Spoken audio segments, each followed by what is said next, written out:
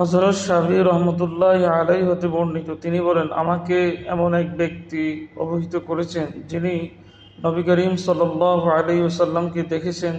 তিনি একটি বিচ্ছিন্ন কবর দেখলেন। নবী করিম সাল্লাল্লাহু আলাইহি ওয়াসাল্লাম তার সাহাবীদেরকে কাতারবন্দি করে দাঁড় করালেন এবং কবর সামনে রেখে জানাজার নামাজ পড়লেন। বর্ণনাকারীকে জিজ্ঞেস করা হলো, আপনাকে কে অবহিত করেছেন? তিনি বললেন, হযরত আব্দুল্লাহ ইবনে আব্বাস রাদিয়াল্লাহু তাআলা আনহু।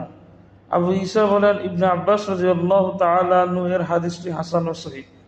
অনেক সময় দেখা যায় যে আমাদের দেশে অনেক মানুষের জানাজা না দিয়ে ওকে দাফন করে ফেলে।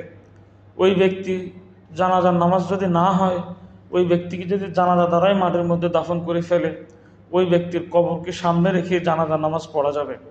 এবং যে সমস্ত মানুষগুলি আত্মহত্যা করে, ওই সমস্ত মানুষগুলি যদি জানাজার নামাজ না হয়, ওই মানুষটার কবর সামনে রেখে তার কবর সামনে রেখে জানাজার নামাজ আদায় করে ফেলা উচিত।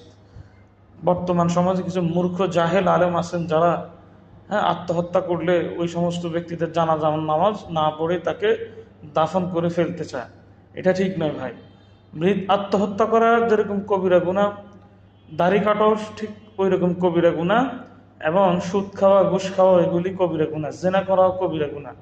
ওই সমস্ত ব্যক্তিদের জানাজার নামাজ পড়া হয়, আর যারা আত্মহত্যা করে তাদের জানাজার নামাজ কেন পড়া হবে না? তো কাজেই জানাজার নামাজের যে বিষয়টা, অর্থাৎ যারা আত্মহত্যা করে, তাদের কাজটা অনেক জঘন্যতম কাজ। সে নিজেকে নিজে হত্যা করেছে, কিন্তু তার জানাজার নামাজ পড়তে হবে।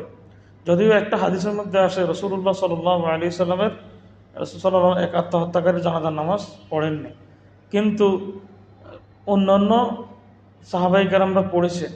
এখন যেহেতু অনেকেই ভুলবশত নিজের ভুলের কারণে বা নিজের কষ্ট সহ্য করতে না পেরে সে আত্মহত্যা করে ফেলে, বা এরকম যদি কোনো মানুষের, কোনো মুমিন বা কোনো মুসলমানের যদি জানাজার নামাজ না হয়, জানাজার নামাজ হওয়া ছাড়া যদি তাকে দাফন করে ফেলে, তাহলে ওই ব্যক্তির কবরটাকে সামনে রেখে কিবলামুখী হয়ে জানাজার নামাজ আদায় করতে হবে।